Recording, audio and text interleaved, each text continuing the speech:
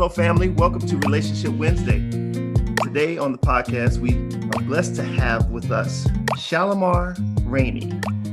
Chalimar Ramey is a mother, a wife, philanthropist, community activist, a blogger, and she's the author of the forthcoming memoir, She Emerged, The Manifestation of Me, where she shares her journey from trauma to triumph. Foundation of her ministry, She, S.H.E. is to foster opportunities to develop support systems through the bonds of sisterhood to serve underserved women and children by creating connections to communities, resources, and mentoring. She aims to meet people where they are and support them on their journey to where God desires them to be. So welcome to the podcast, Chalimar. Thank you. Thank you for having me. You are welcome. You know, let me just say, okay, Chalimar, within the first 3 minutes, I see she is a delight. Okay?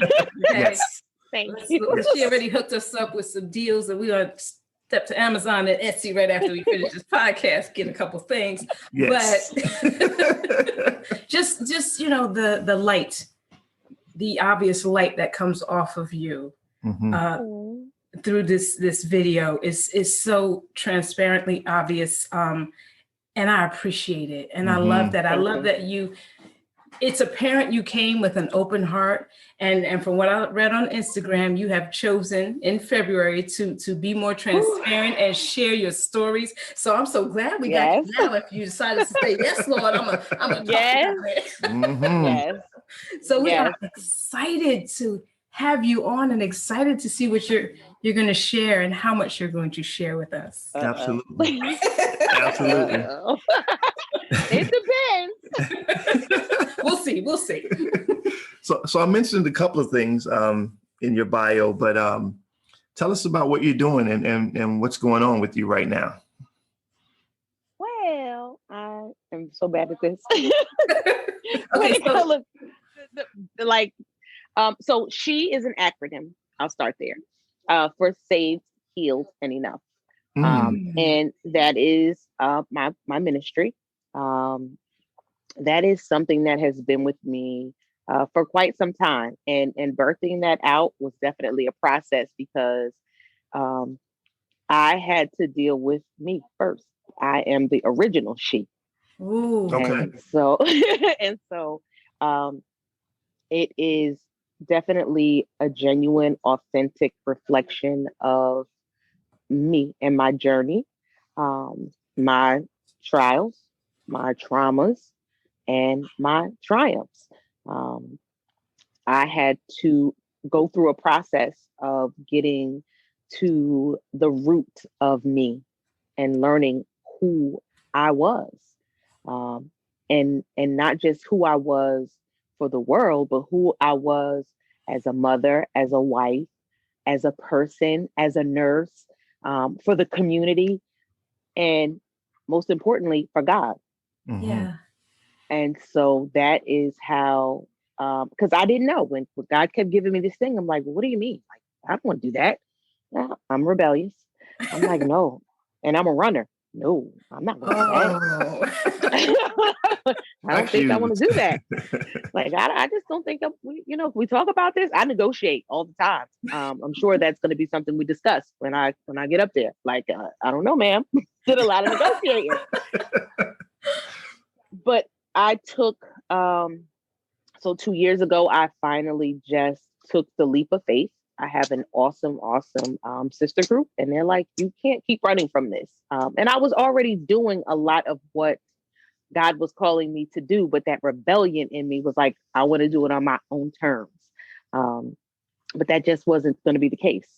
He just was not, I had to submit and be obedient to the will of God. And that's where this came from. So in 2018, I did my first She Changes Everything program. And She became that acronym because by that point, I knew and understood and accepted, because acceptance was key, that I was saved, I was healed, and I was enough. And I was enough to pick up the mantle and move on and you know, carry out what God had put that on the inside to do. Because for a long time, I didn't feel like I was enough. And so when I created, moved forward in this thing and created it, a lot of other things came out of that. My first program allowed me to bring some divine connections. God used me to make, and we have M7, which is my sister group, which was birthed through She. And that is just a group of awesome women who God just divinely placed together for us to help each other through the birthing season, and help each other to bring forth our individual ministries. And we do a lot of prayer and intercession. And then from the springboard from that, because salvation is one thing, deliverance is a whole other process. You go to that altar, you get saved, but deliverance is a process. It's a journey. It's a healing journey. Yeah. And so, it's a journey that we're all constantly on. Some people just don't realize it. So 2020 was the pinnacle of my deliverance. I was forced to sit down without the distractions of my community organizations. I'm a community mom. My nickname is Chalimar. So I didn't have my babies to keep me distracted other than the ones that I gave birth to. And I was forced to actually sit down and just look at me.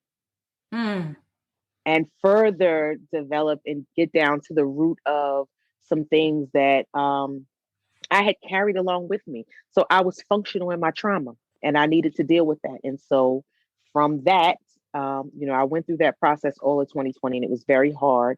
And when I walked into 2021, it was like God did not take his foot off the gas. I wrote a book in, I want to say 72 hours. Wow. It's 100 pages. Wow. And it is the most pivotal, traumatic experiences in my life. I just, pick some out. And I just take the people through the process. This is where I was. This is what happened. These are the characteristics I developed. This is how it affected my decision making, and my growth and development, because some of those things were at during my adolescent years. And this is how I was able to get to the root of it and move forward. And this is where I'm at now. And yes, the story is still being written, but this is where I am now.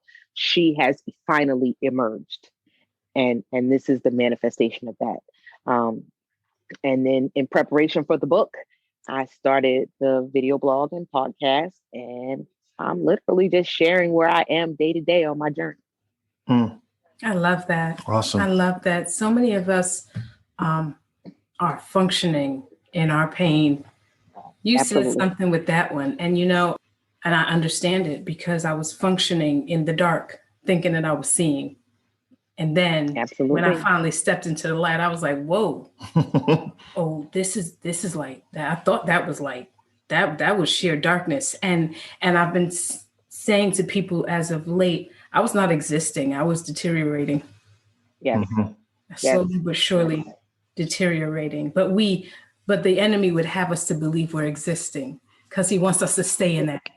So we go, I'm just existing. You speaking my language. Yes. Yeah. Yes. And it's like, you know what? You're not existing, my love. You're deteriorating slowly but surely, breaking down till you're nothing. But that's what he wants.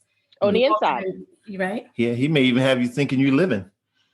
Right. Yeah. And not just existing, but you living great, But then, when you take the blinders off and you see, you're like, oh, wow. That's and what you actually see yourself. And that was the turning point for me. A lot of things changed for me at the top of 2020. I suffered some losses and some changes in relationships that I had. I just thought I was in the right place, and I really wasn't. And I have 3 daughters, so that's a heck of a mirror to look at. Yeah. Indeed. I have, 2 grown-ish and 1 little mini me. And I do have 1 son, but those girls give you a different view. Yes. Of yourself. And so when I walked into 2020, and I started off 2020 with COVID, I had COVID pneumonia. And I had one of the worst versions of COVID. And so 2020 started off just hectic. but having to actually just lay there and you're just stuck with your own thoughts. And when you're forced to listen to your own inner monologue, my God, I was just like, shut up. What is wrong with you? Lord have mercy. It's true. Yeah, I was tired of listening to myself. Yeah. But it allowed me, and you have to be willing. Let me say that. It just doesn't happen because it happens. I had grown and matured to a place where I was actually willing to see myself. And that was the biggest turning point, because I had been functioning. I'm a nurse, I'm a wife, I'm a mother. I'm, going day to day, daily. My oldest child is 23. I've been functioning in my drama for 23 years because I had to, because these children had to be raised. And so that left very little time to deal with me. Yes. So I learned to suppress some things, compartmentalize, push some things out of the way. And you're right. The enemy made me believe that I was doing well because I was going to work every day. I was paying the bills. I was keeping the lights on. It was food on the table. My children were well taken care of. And I was able to, but I wasn't functioning. I was functioning through them. Yeah. And I wasn't living. I was living vicariously through them. But with every new responsibility I took on, or, a new crusade, because when I say I carried an entire community on my back for years, every time I took on something else, it left me less time and less, I just wasn't focused on it. And so it all got buried. Yeah. And the things that I needed to do for myself, that fire kind of smoldered out. Yeah. And I just became okay with being everything for everybody, but nothing for me. Yeah. Yeah. It's interesting that you're saying that, because I remember for me, I would come home from work and turn on the radio, turn on the television, turn on all the lights. But that was my way of blocking out. I did not want to hear the things I was saying. I did not want to hear what God had to say. And I did not want to face my pain or my truth. So I would take on projects because then I'd be too busy, quote unquote, to focus on me. I didn't want to focus on me. Mm-hmm. I didn't want to look in the mirror and face the things that I know God was like, let's work on this, because I also didn't want to deal with what came with once he cleaned me up. Yes, that change. I didn't want that change. I was afraid of that change because all I kept hearing was what I believed I was. So I couldn't possibly elevate and be what you claim I can be in that change. That's not possible. In my mind, you clean me up, but I'm still broken Lisa. Mm-hmm. See, I don't realize that I'm not. And I don't realize what he can do with broken Lisa. Right. So I get it.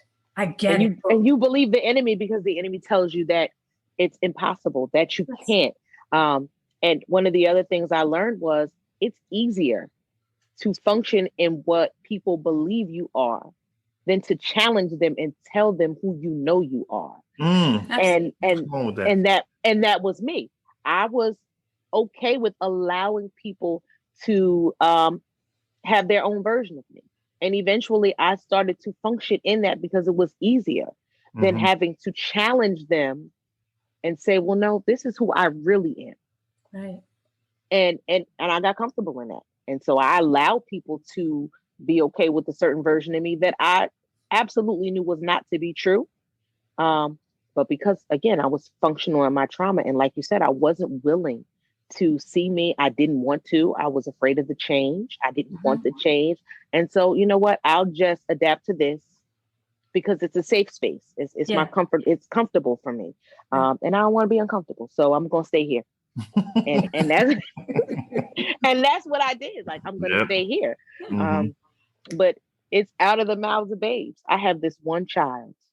I see these posts on Facebook and they say, your first kid, you just love them to death. That middle one is really a no limit soldier. Yeah, I got one of those. And, I love her because she forces me to see me.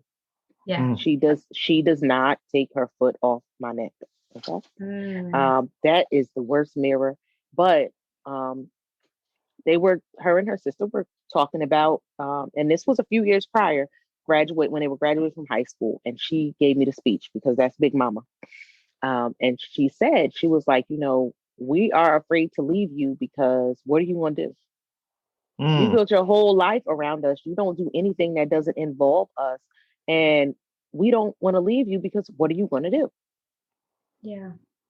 And I was depressed. Like, the one graduated and, I'm like, okay, so here goes number 2, getting ready to leave out.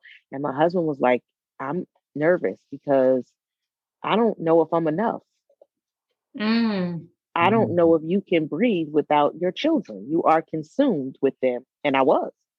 They had become my safe place. And I didn't have to deal with anything because to me, the lie, I was busy loving them. Yeah. Yeah. And that was the priority. But she called it out. And she couldn't have been anymore. She was 17. Out of my days, like you said. But it resonated and it settled, and I sat with that for a couple of years, and but the words never left. Yeah. And she was right. She was absolutely right. Come on, Jesus. Oh, you know what? Okay, let's get started. Indeed. Let's get started. So, my love, when did you fall in love with Jesus, and what did that journey look like? Oh wow. I think I've always, even from a child, I had a pretty rough beginning, but I've always found solace in that space. My grandmother's kept me in church, and just from a kid, whenever it got bad, I knew instinctively to pray. I would sit in my room and talk to God and ask him, like, why. I've always been that kid, and it's just something that never left. And as I got older, I think I went through a divorce. I was married for 10 years, and that marriage ended, and I was devastated, and I felt like I had failed. And at that point, I was church folk. I call those church folk, and I was in that space, and I'm just like, oh God, I'm going to hell because I'm getting a divorce, and and I was really, really depressed, and I was like just sick, because I felt like I had failed. I felt like I had failed my children. Yeah. I had failed God, myself. This life that I keyword there, I had built, had literally crumbled around my feet, and I didn't know what to do with myself, and I was severely depressed. And that child, that middle one, came to my room and she said, "You got to get up. I don't want you to die." And she took me to church. Wow. And I sat in that church for a month. I went to church every Sunday for a month, and I sat in the corner, and nobody said anything to me, and I cried. And at the end of that month, as I cried, I prayed and I asked him why, and I just didn't understand. And I'm just like, what happened? Like, where did I go wrong? And I listened for once. See, I'd always heard, but I never listened. Come on now. Say that. And I was in Lodabar. And I sat there, and I have the eyes of this child, this very intuitive child looking at me and willing me to life. And she was 13. She was 11 or 12. The other one was 13. My oldest one was 13, but she was 11. And I've got this child, and I'm like, what a love. Where could this come from? Yeah. And I sat in that corner and I cried. And this child got up every Sunday on her own before I went to church, and she prayed for me on her own, and then decided to take me. And when that reality set in, and at the end of those 30 days, I went into the pastor's office. He said, "Now I got to talk to you. I let you sit there for 30 days. Now you're going to tell me what's going on." And I went into his office and I explained to him everything that was going on. And we prayed, and I continued to get up and go to church. And I continued to sit in that corner and I cried. And about 90 days into that, um, my entire life shifted and spun around. I met my current husband. Mm-hmm. Yes. And within the year, um, I was a different person. I didn't just love my children, I learned to love me. And I knew and understood because I actually listened to God. And I think that's when I truly just tripped and fell head over heels in love, because I was literally at a breaking point. And that had to be something um, that's an extraordinary love, to love you back to literally to life. Yeah. From the point of death, because I had at that point given up. I just had really surrendered and given up. The years had caught up to me. And I felt so defeated and so broken. It was physically it was such anguish. Um, and there was not a medicine on the shelf that could help me. That was nothing but just prayer and just, I surrender. Like, I just can't do this anymore. Yeah. There's got to be a better way. Right. And I just all I can do. And I just gave it up. I just gave up. And it was like God just brought me full circle and gave me a new purpose and a new life. And that's why I say salvation and deliverance are two very different things, because although he brought me to a place of salvation, yes, my deliverance was still a whole nother journey. Love but it. There was not a love that I've ever encountered in my life, including that of, my love for my children, that could have brought about and brought me out of that place, that low of a place, with devastation. And I mean, I've given up. I wasn't eating. I wasn't doing anything. And just sitting with myself and my tears and God without the interference. yeah. That's a different kind of love. That's not something of this world. That's not something that any physical being could have ever given me and reached in and pulled me back from. Wow. That's amazing. It's amazing. It really does get to a point where you are exhausted and have no fight left when you hear him, because you have no fight to say, I don't want to hear anymore. So you literally just sit there and he says, finally, yes, now I can talk to you, because you have no choice but to stop fighting me. You have nothing left. You're exhausted, you're depleted, you're drained. At this point, you'll hear anyone. So now I'm going to block out everything so that you can hear me. Praise God. Yeah. And that's what he did. Who is God to you in your relationship right now? Everything. Everything. I have gotten, to a place where he's everything. I need him in every aspect, every hour. I need that. I need him. Yeah. Because I realize without him, I wouldn't even be here.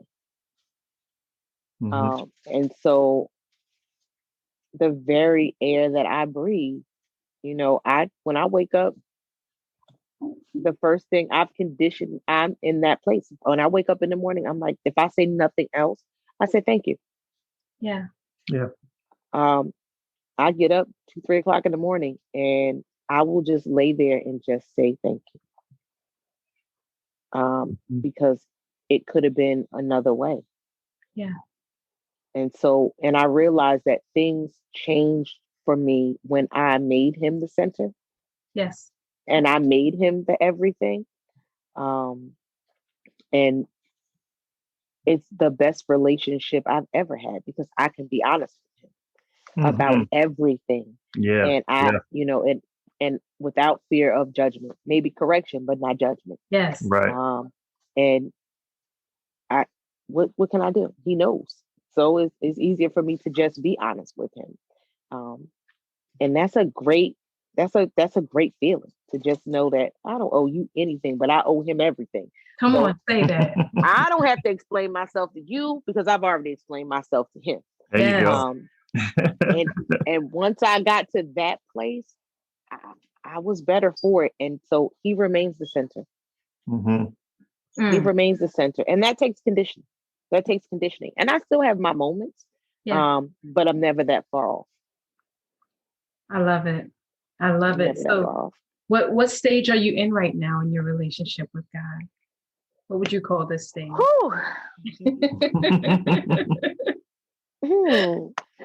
I am learning to trust him in all things. I trust him for my life, for my health, and for, my safety, and for covering my family. But God, there are some things, when there are some faith faults that I get that unction to do, it's always that pause. And so I'm learning to just go with it. When he says move, move.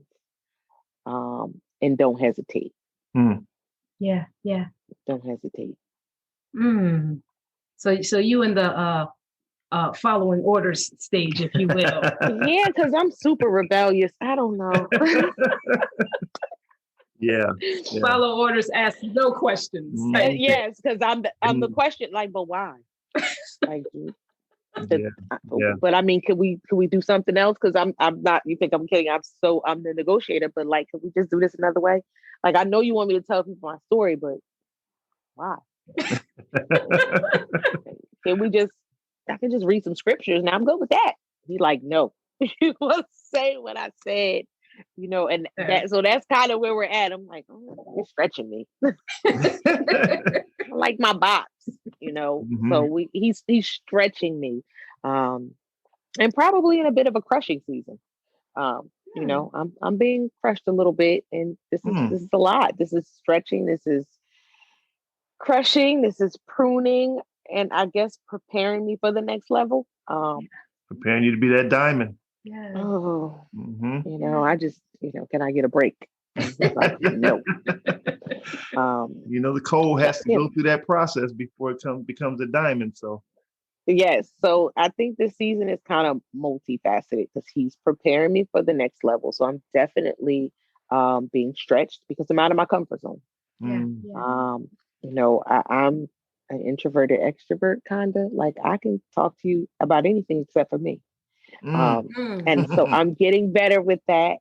And, the crushing is forcing me out of my comfort zone and taking some things away that I felt, keyword, I felt I needed in order to be. And he's like, no, that's really not the case. Yeah. We're gonna do this my way because I know what's best. Yeah. And it's hard work, so it may hurt for a moment. Yeah. But it's for the greater good, and it's gonna work out for your good. And so that, to me, that's the crushing for me.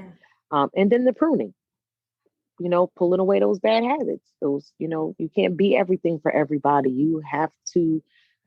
Self-care is important, and it's okay. It doesn't make you selfish. It doesn't make you a bad person. So we're going to pull those things away that make you feel like you have to be everything for everybody. Yeah. You know what I love about that is that you said you can talk about anything but you. But I realized just in this moment that I struggled with talking about some of my situations, but God said, but when he reminded me, he says, Lisa, but when you talk about you, you're talking about me. So when I talk about me, I'm talking about thee. Because I'm talking about my story, but I'm talking about what he brought me. So when I'm talking about my victories, I'm talking about what he brought me through. So when I'm talking about my strongholds that was broken, I'm talking about what he brought me through. So again, when I talk about me, I talk about thee. That's right. Come on, God. Thank Come you, on, Holy Lord. Spirit. Just drop Thank that in you, there. Jesus. Yes. Yes, yes, Because when you say that, now I want to go shout because I want to talk about my Father. He said, the only way they know about me is when you tell them about you, what you went through, what I brought you through, what situation you put yourself in, but I brought you out of. Come on, God. Amen. Yes. That's how they gonna know about me. Oh, that's how they gonna know about me. I want to talk to you. Yes, Jesus. Come on, God. Yeah, because the addict that never tells anybody they were an addict that's been delivered, they'll never know that God delivered them. Yes, absolutely. If they don't talk about it. Oh my God. If they don't share it, you know. I love it. See, we got it twisted. The enemy would say, "Don't talk about you, because then you bigging yourself up." But no, I'm talking about me. I'm talking about thee, because I'm not talking about what I did. I'm talking about what He did for me. What He did. Yes, yes, yes. And I He's also making it plain to me, and even for myself. And it's funny because I had this conversation last night with my aunt. I'm now old enough to sit at the table with the grown folks. Come on now. and we were having a conversation, with them, and we were talking about, the book and stuff. And I said to them, I said, there were so many things that nobody taught us. There were so many things that nobody said, that were experienced. I said, and because of that, we went out into the world blind and ignorant. Yeah. How many things could we have avoided if we didn't live under this veil of what went on in this house, stayed in this house, and nobody shared their experience with us. And you want us, and then we live in a show and tell type of world. This generation of folks, I don't even know what to call them. Yeah. They are a see it to believe it type of generation. And so they're not even willing. See, we took it because the elders said it and we believed it until we got to a place where we went and studied and showed it to show ourselves approved. You love this God generation, yeah, like you're going in here or else. And you heard what I said. That's how we were introduced to the gospel. Yeah. This generation right here, well, I don't know what do you do for you? And that's how they are. Like, I don't know. He ain't doing enough for me. And so they want to know. They want proof. Like, you're just not going to tell me that somebody that I can't see is going to do all these miraculous things for me just because you said so. Right. Tell me what He did for you. You're going to make a believer out of me. I need to know why. Right. And so this generation they want to know, what have you been through? And I mean, I mentor a lot of young people, and that's the first thing. You ain't been through nothing. They call me church lady. I said, oh, well, honey, I was somebody before I was church lady. You got a different version of me. Go home and ask your mom. Yeah. Ask her who I used to be, and so they question that, and they really would like, well, you church lady, and that's the version of you that they see. And I think we as Christians sometimes forget that when we come into contact with people, they get a version of us. They don't know what we've come through, overcome, been like, they don't know that. And nobody wants to tell it. You can't present yourself as, okay, that's why people are afraid to come to church. They're like, I've heard people say, I got to get my stuff together before I come to church. Yep. All the time. What you mean? All the time. Right. Half of us sitting in there and got our stuff together. It's a daily walk. More than half. That's why we there. Right. But nobody makes that plain. And so you have this generation that is apprehensive, and they just don't believe us. It ain't that they don't believe God. They don't believe us. Right. Because a lot of us are sitting under this set apart and set above. And, I don't do that. I don't hang outside in the streets. I can't go out there and talk to those people. Well, ain't that what Jesus did? He went outside and he met the people where they were. Yesterday you were those people. Yesterday you were those people. See, and that was why I was so overjoyed when God said, you need to start this podcast. Because we have girls that are in college and they're like, I'm not trying to go in church because I don't feel like being judged, or I don't feel like this, or I don't feel like that. And it was like, you know what? We have to approach this differently. So I'm grateful that this generation is saying, prove it to me, because it's forcing us to speak up. It's forcing us to say, you know what, sis, let me holler at you real quick. What you did last week, I did 3 times. But yes, indeed, he still loves me. But I'm here now. But let's not act like we didn't backslide. Right. We weren't in the club. Like, let's not. And that's the problem. But that's the problem. Okay. None of us are perfect. Right. I'm telling you, I had dudes sweeping around me. I was in the club still dancing. DJ cut off the music. Like, Lisa, what you listening to right now? But we are far few and in between. Yeah. It's a rarity to have people just be honest. Just be honest about who you were. Mm-hmm. It's no reflection on who you are today. Maybe the good that you took from it that helped you become who you were, but it doesn't take away from your evolution. It doesn't take away from your growth to say, this is what I came from. Right. And so that's why I made that post. I'm being more transparent and candid because I have my own children whose lives that I'm responsible and I'm going to have to answer for. Yeah. And so I need them to know, been there, done that. This is what the consequences of that is going to be. Now, I can tell you, but if you choose to move forward in that, you have to live with that decision the same way I had to live with mine. Right. So it started in my house because I didn't want my children to leave out of here thinking like, mom ain't never been through anything, so we can't ask her any questions. No, you ask me every question. Yeah. Because probably what you doing, I probably invented it. Me and my crew, we invented that. So we wrote the book. So the best place for you to come to is me.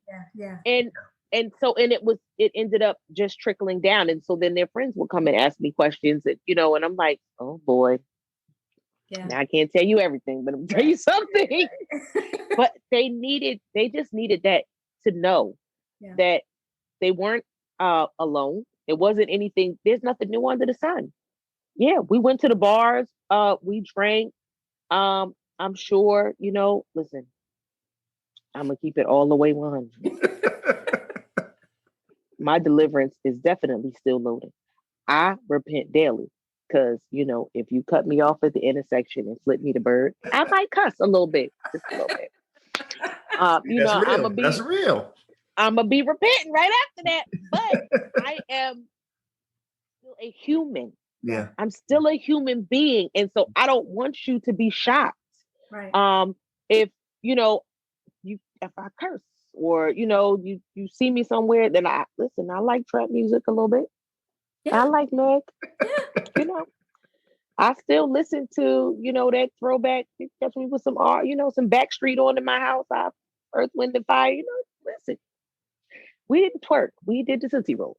It just wasn't called that then. We'll call it. Yeah, it wasn't. Yeah, we just called it something different. But I'm just, I say that to say I'm still human. And so I don't want anybody to look at me with the side eye and be like, don't do that.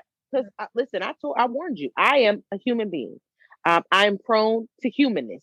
Yeah. Okay. I don't walk on water. I would love to. Shout out to Peter.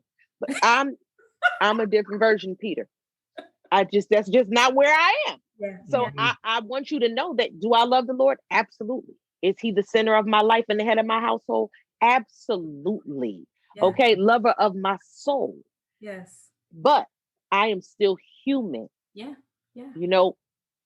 And that's that. And he loves me anyway. And I need you to know that he gonna love you anyway too. Now, I'm not condoning that. You have to try. So I make an effort daily to be the best person that I can be. Right. But I'm still gonna have my human moments. If I wasn't designed to be perfect, I'm a perfect imperfection. Yeah. There you go. Yeah. And I'm okay with that. Yeah. And he loves me anyway, because I get up and I put my best foot forward to be the best person I can be every day. And that's all you can do. Yeah. And that's what I want people to know. So, yep, I'm going to, I have no choice. That's why I'm just like, okay, I'm just going to be honest. Like, this is what it is. This is what I've gone through. This is what I've survived. This is what he's brought me through. And even though I'm still a perfect imperfection, he loved me enough. Yes. To keep me when he didn't have to. Mm-hmm. Yes, indeed. Yeah. Yes, indeed. And I don't think liking New Jack Swing is going to keep you from getting into the kingdom. So I mean, because who don't like a little backstreet? Listen, if that's the case, he won't even let me come upstairs because I like worse than that. He won't even let me come upstairs. Where's he loving? From what I say he loved me from ratchet to righteousness. That's it. Okay, see, that's what I'm talking about. Because I mean, if Meg I have kids, they have TikTok. I like Meg Thee Stallion. I mean, I like everything she say, but the beats be all right. I'm saying, you know, a Saturday morning in my house go from Anita Baker to Cardi. There you go.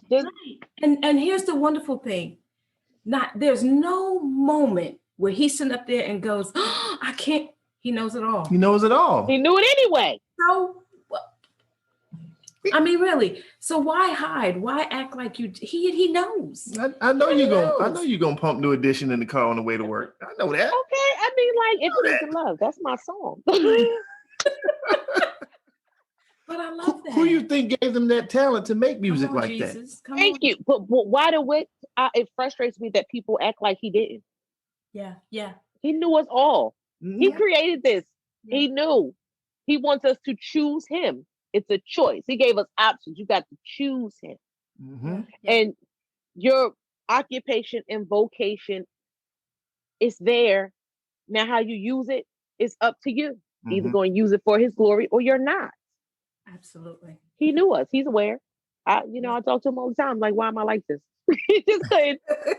I mean, you could tune me up a little bit. You just put me out there like that. Like, okay, well, here, this is what y'all get. Take that one. Oh my goodness, I love it. I love it. That's it. That's it. I think he just kept sprinkling in the pot, like a little. Here, you take a little bit of Moses, a little bit of Abraham, a lot of Peter, a dash of Paul, and just take it all. Man, look. Oh my goodness. And look, and honestly, if on some days it might be a little Saul in there too. Let's just keep it real. Because it gets like that. You know? I don't want us to be afraid of being human. Yeah. We are human, and he made us that way. Mm-hmm. And our humanness is what makes us unique. It's what makes us special. And it's why he loves us. He sent his only son to save the human in us. That's right. Yeah. That's right. Exactly. Wow. Exactly. And all he asks is for us to love. That's it. That's it. That's it. That's it. Love me in and out of my mess. Love me in my peaks and my valleys. Your mess, then you need to love them in their mess. That's right. Absolutely. Why do people get away from that? The same grace he extended to you, but you can't extend it to somebody else. But that's a whole other conversation. They didn't hear that part. That's the part they didn't hear. See, no, they was taking notes at that point, and they didn't hear that. Yeah. They missed that. Oh, that grace was only sufficient for me. I don't know about you. Come on now. He was only working from letters A to C. It's like he skipped you. I'm sorry. You didn't get that. Oh my gosh. Y'all horrible. Let's just let y'all know that. And there's the human in him. And there's the human. Horrible. Oh my gosh.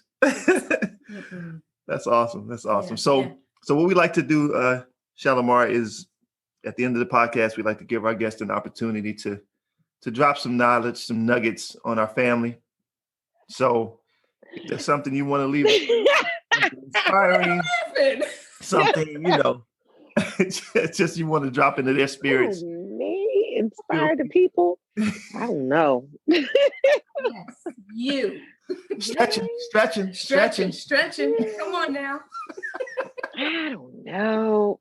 I mean, listen, just love you. I say, don't be afraid to just love you. I say this on my podcast and my blog. I love this saying: the sun rises alone every day and still manages to shine.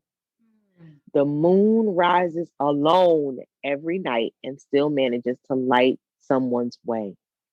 They are two very different lights in two very different spaces. but they both still shine. Be okay with you. Be the type of light that God has designed you to be, and be okay with that. Dope. Come on. That's it. I love it. All right. I love it. Mic drop. Thank you. You know, not yet. You got to tell the people where they can find you. Where can everyone find you? Don't find me. You don't want to find me. I'm on Facebook. I'm on Instagram. My webpage is www.savedhealedenough.com. My podcast is What She Said, and it's the acronym S.H.E. Said, and I'm on Apple, Spotify, and a couple of other digital platforms. My vlog is on YouTube. Same thing. What She Said. Oh no, actually, that one would be She Emerged. So that one's named after the book. My kids manage all things digital for me. So She Emerged, same thing. It's the name of the book. It's the acronym, the S.H.E. Emerged. And you'll find me on YouTube, and that's my vlog. But the easiest way to find me is just go to the website, because they're all linked onto the website. I'm around. I don't know. Instagram. Saved Healed Enough. TikTok? No, I'm just playing. No, my kids are trying to get me on TikTok, but I probably get into a lot of trouble on TikTok. I don't want no smoke with the Christian folk. And church folk will be trying to come for me like, I know she ain't on TikTok. Look, no, see, I can't say anything about TikTok because we saw the dancing pastor and the dancing bishop and his wife always on there doing some stuff, dancing, dance moves, choreographed and everything. So look, and he a bishop. He don't know we're about to be on TikTok. He about to be surprised. We're about to I'm just saying. Listen, the kids are trying to get me on TikTok. I said I'll be the one to get in trouble. Okay. So I'm just not going to do that. My mouth's slick. I just don't have no filter. Oh my goodness. Like TikTok has never banned anyone, but listen, the church folk will be done signed the whole petition. Get her out of here. She has emerged. Let her free. Come back. But I am considering it. The kids think it will be fun, and I don't know. I'm baby steps for me. But that's why I don't do lives. Like I'm supposed to do lives every Thursday. I cheat a little bit. I pre-record it and then drop it at the time that I'm supposed to do the live on Thursdays, because I'm not comfortable yet with the live. Like you said, baby steps. Baby steps. Baby steps. I'm good doing this. I'm still adjusting to being in the spotlight. I don't think I like it though. Well, look, at least the content is out there anyway, recorded or live. Yes, content is out there, and you're still blessing folks. So there you go. No, I just ask you this: when can we get your book? Pre-sales will start at the end of the month, and then the book will be available in June. Okay, it'll be available in June. Amazon. There'll be a link on my website for that, and it'll be on Facebook as well. But you'll be able to get it from my website. I'm still, I'm so like weird and laid back. Like they're like, you're not even like promoting the book. I'm like, they'll find it. Okay. All right. Well, then everyone out there, please help her. Yes. Help everybody find her. Please. With this book, She Emerged. I will put in my pre-order. I just sign mine. That's all I'm asking for. I'm just so autograph. Like my family laughs at me because they're like, you can't be that laid back mom. You have to like promote it and talk about it maybe.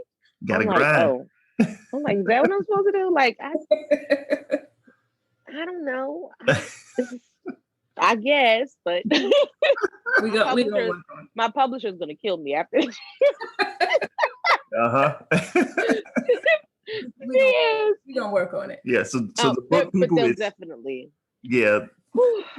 The book is She Emerged, The Manifestation of Me. Yes. So make sure you pick that up, family. And we want to thank Chalimar for coming on to the podcast today. It's been a pleasure. Thank you guys for having me. It definitely has. And, This and was we're awesome. looking forward This to was fun. seeing what else that you do, all your things that you do in the future. And we're definitely going to support as well. Yeah. Thank you. I appreciate that. And I will definitely be tuning into you guys. I apologize to your listeners. I do bring out the silly in everybody. No worries. It's all family. But you guys are great. Love and blessings. Thank you so much for having me. Thank you for listening to Let's Talk R&R with Tony and Lisa. Follow us on Instagram at Let's Talk R&R, where we welcome your feedback.